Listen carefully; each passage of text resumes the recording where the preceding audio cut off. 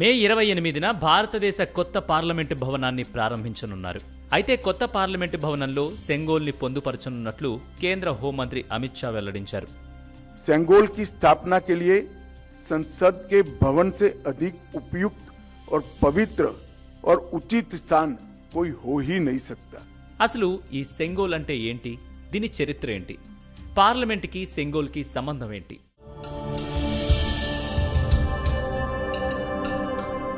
1947లో భారత్కి బ్రిటిషర్ల నుంచి స్వాతంత్రం వచ్చిన సంగతి తెలిసిందే.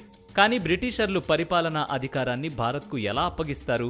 ఇదే డౌట్ మన మొదటి ప్రధానమంత్రి జవహర్లాల్ నెహ్రూకు కూడా వచ్చింది. అప్పుడు British governor general Lord Mountbatten వద్దకు వెళ్లి బ్రిటిషర్స్ నుంచి భారత్కు అధికారాలను ఎలా బదిలీ చేస్తారు అని ప్రశ్నించారు. అయితే అప్పుడు బ్రిటిష్ అధికారులకు కూడా ఎలా బదిలీ చేయాలో అర్థం కాలేదు. ఇక ఏం చేయాలో తోచక నెహ్రూ చివరి గవర్నర్ జనరల్ అయిన సి రాజగోపాలాచారి అలియాస్ రాజాజీని సలహా అడిగారు. అప్పుడు రాజాజీ బాగా ఆలోచించి ఒక ప్రతిపాదన చేశారు. ఏ దేశానికైనా కొత్త రాజు పదవీ బాధ్యతలు చేపట్టే సమయంలో ప్రధాన పూజారి రాజదండం ఆయనకు అందజేసే సాంప్రదాయం ఉందని చెప్పుకొచ్చారు. చోళుల కాలంలో ఓ రాజు నుంచి మరో రాజుకి అధికారాలు బదిలీ చేసే సమయంలో ఓ రాజదండాన్ని ఇచ్చేవారని గుర్తు చేశారు. నెహ్రూ వెంటనే ఈ విషయాన్ని లార్డ్ మౌంట్ బాటన్ కు వివరించారు. మౌంట్ బాటన్ ఈ నిర్ణయానికి అంగీకరించడంతో రాజదండం తయారీ కోసం రాజాజీ తమిళనాడులో ప్రఖ్యాత మఠమైన తిరువడుత్తరై ఆధీనంను సంప్రదించారు. ఆ మఠాధిపతి రాజదండం తయారీ బాధ్యతను అంగీకరించారు. ఉమ్మడి బంగారు చెట్టి అనే స్వర్ణకారుడు సెంగోల్ను తయారు చేశారు.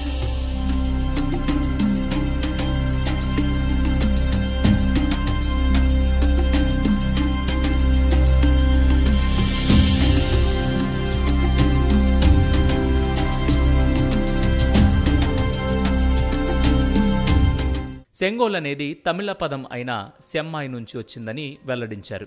సెమ్మాయ్ అంటే ధర్మం అని అర్థం. ఈ సెంగోల్ 5 అడుగుల ఎత్తుతో పూర్తిగా బంగారంతో తయారు చేశారు. పై భాగంలో న్యాయానికి ప్రతీకగా నందిని అమర్చారు. 1947 ఆగస్టు 14 అర్ధరాత్రి భారతదేశానికి స్వాతంత్ర ప్రకటన చేయటానికి పావుగంట ముందు లార్డ్ మౌంట్ బాటన్ జవహర్లాల్ నెహ్రూకు ఈ సెంగోల్ని తమిళ సాంప్రదాయం ప్రకారం అందజేశారు.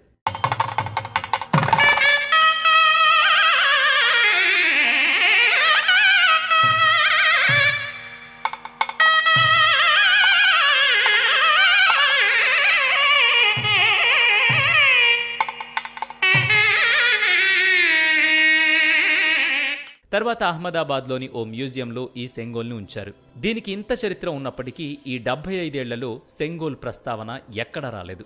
కానీ ఇప్పుడు నూతన పార్లమెంట్లో దీన్ని పొందుపరచనున్నారు. మరి దీనిపై మీరేమంటారు?